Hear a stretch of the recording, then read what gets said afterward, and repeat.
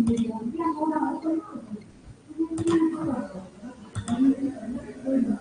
Everyone, स्वागत है आपका हमारे लक्ष्य एकेडमी हिमाचल के यूट्यूब चैनल पे। तो आज की क्लास शुरू करते हैं करंट अफेयर की, जिसमें नेशनल इंटरनेशनल करंट अफेयर के बहुत ही इंपॉर्टेंट क्वेश्चन रहेंगे। क्वेश्चन नंबर फर्स्ट से शुरू करते हैं। गुरु नानक देव जी की जयंती प्रतिवर्ष कब मनाई जाती है?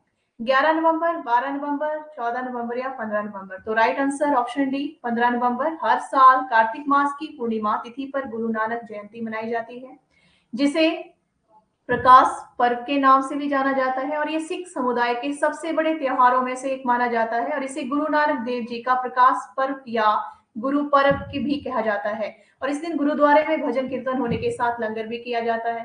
क्वेश्चन नंबर सेकंड है, बिरसा मुंडा जयंती हर साल कब मनाई जाती है? 15 नवंबर को ये भगवान बिरसा मुंडा की जयंती जनजातीय गौरव दिवस के रूप में मनाया जाएगा, और झारखंड में विधानसभा चुनाव के कारण यह दिवस झारखंड के पड़ोसी राज्य बिहार के जमुई जिला में मनाया जाएगा। जमुई में 15 नवंबर को आयोजित जनजातीय गौरव दिवस के में प्रधानमंत्री नरेंद्र मोदी शामिल होंगे।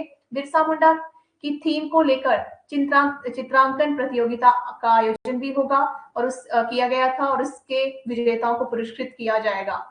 क्वेश्चन नंबर 3 है, हाल ही में कौन सा देश 1 जनवरी 2025 से बुर्का प्रतिबंध लागू करेगा? Finland, Denmark, Japan, Switzerland? Right answer रहेगा ऑप्शन डी स्विट्जरलैंड। हाल ही में स्विट्जरलैंड 1 जनवरी 2025 से अपने विवादास्पद बुर्का बैन को लागू करने जा रहा है, जिसे 2021 में एक करीबी जनमत संग्रह में मंजूरी मिली थी, और यह कानून जो सार्वजनिक स्थानों पर चेहरे को ढकने पर प्रतिबंध लगाया गया है, ने विशेष से मुस्लिम संगठनों और इससे महत्वपूर्ण बहस और आलोचना को जन्म दिया है। क्वेश्चन नंबर 4 रहेगा, हाल ही में किसे 67 में ग्रैमी पुरस्कार के लिए नामांकित किया गया? राइट आंसर ऑप्शन सी ए और बी, रिकी केज, और इसमें नाम आएगा एटलेस शंकर। ठीक है, क्वेश्चन तो इसका राइट आंसर है, हाल ही में ग्रैमी अवार्ड के 67वें संस्करण में भारतीय अमेरिकी संगीतकार रिकी केज और एक्सेल शंकर को नामित किया गया। रिकॉर्डिंग अकादमी के घोषणा की बेस्ट न्यूज एंड एंटिएट या चांट एल्बम श्रेणी में चौथी बार ब्रक ऑफ डॉन के लिए 3 बार ग्रैमी अवार्ड जीता जाएगा। इस श्रेणी में सितार वादक और संगीतकार एक्सेल शंकर के chapter 2 how dark it is before don को भी नामित किया गया है।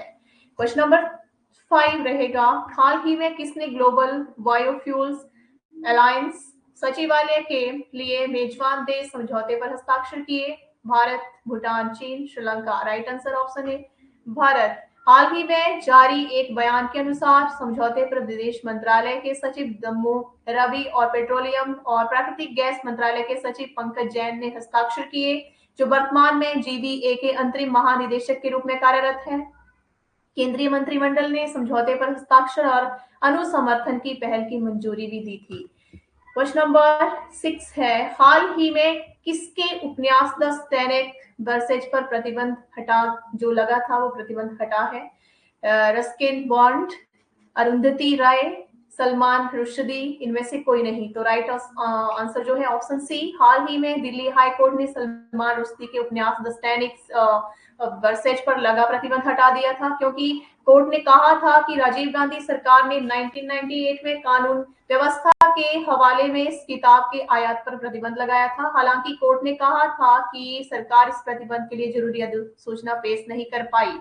क्वेश्चन नंबर 7 है, हाल ही में 83वें भारतीय सड़क कांग्रेस का वार्षिक अधिवेशन शुरू हुआ है। जयपुर, रायपुर, भोपाल? इनमें से कोई नहीं। Option B Raipur. हाल ही में भारतीय सड़क कांग्रेस का 83वां वार्षिक अधिवेशन रायपुर के पंडित दीनदयाल उपाध्याय ऑडिटोरियम और साइंस कॉलेज परिसर में आयोजित किया गया।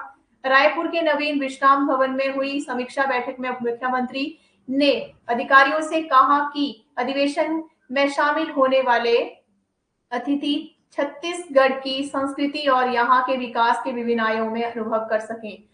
क्वेश्चन नंबर 8 है, हाल ही में कहा मानवाधिकार आयोग के सभी सदस्यों ने इस्तीफा दिया?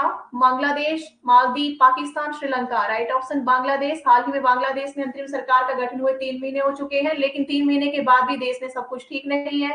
इसी कड़ी में बांग्लादेश ने मानवाधिकार आयोग के सभी सदस्यों में ने एक साथ इस्तीफा दे दिया और NHRC के चेयरमैन कलाम उद्दीन अहमद और उनके साथ अन्य 5 लोगों ने इस्तीफा राष्ट्रपति को सौंप दिया। क्वेश्चन नंबर 9 है, हाल ही में IIT ने होम्योपैथी परियोजना पर सहयोगात्मक अध्ययन के लिए समझौता किया। IIT Delhi, IIT Kanpur, IIT Kharagpur, IIT Madras. तो right answer option C Kharagpur ने फ्यूरिंग ट्रांसफॉर्म इंफ्रारेड स्पेक्ट्रोस्कोपिक अध्ययन और रमन अध्ययन पर आधारित प्रोजेक्ट पर आधारित जिप और CCRH के बीच एक सहायक अध्ययन पर होम्योपैथी सेंट्रल रिसर्च काउंसिल के साथ एक सहमति पत्र पर हस्ताक्षर किए गए। होम्योपैथिक शक्तिशाली औषधियों और लक्षणों का वर्णन, मानवीकरण और प्रभावकारी औषधियों के विश्लेषण में है। क्वेश्चन नंबर 10 है, हाल ही में भारत और कौन सा देश जल संसाधन और ऊर्जा सहयोग में तेजी लाने पर सहमत हुए? Bhutan, Nepal, Germany, Japan. तो राइट ऑप्शन बी नेपाल। हाल ही में नेपाल के ऊर्जा और जल संसाधन मंत्री दीपक खड़का जो भारत के दौरे पर थे ने घटनाक्रम की पुष्टि की और नेपाल और भारत जल विद्युत परियोजना में तेजी लाने, ऊर्जा संसाधन और अन्य प्रमुख क्षेत्रों में सहयोग बढ़ाने पर सहमत हुए। हिमालयी राष्ट्र के एक शीर्ष मंत्री ने यह जानकारी दी। तो इस तरह से क्वेश्चन कंप्लीट हुए आपके करंट अफेयर के, राष्ट्रीय अंतरराष्ट्रीय करंट अफेयर के क्वेश्चन। तो एक बार फिर से मैं आपको बता दूं कि अगर आप हमारे न्यू जो ऑनलाइन कोचिंग बैचेज हैं, ऑनलाइन कोचिंग क्लासेस हैं, उनको ज्वाइन करना चाहते हैं तो उसके लिए आप लक्ष्य academy Himachal app Google play store से डाउनलोड कर सकते हैं। इस पे आपको जो हमारे कोचिंग बैचेज हैं जैसे कि HPPSC है, SSC patwari, HP police constable, bank forest guard, panchayat secretary, JOAIT allied, जो टेट है, arts medical non medical, JBT LT, TGT commission, JBT के सारे बैचेज अवेलेबल रहेंगे। डेली हमारी लाइव क्लासेस रहती हैं, डेली रिकॉर्डेड क्लासेस, साथ में हमारे mock test, notes PDF, handwritten notes PDF आपको मिलते हैं।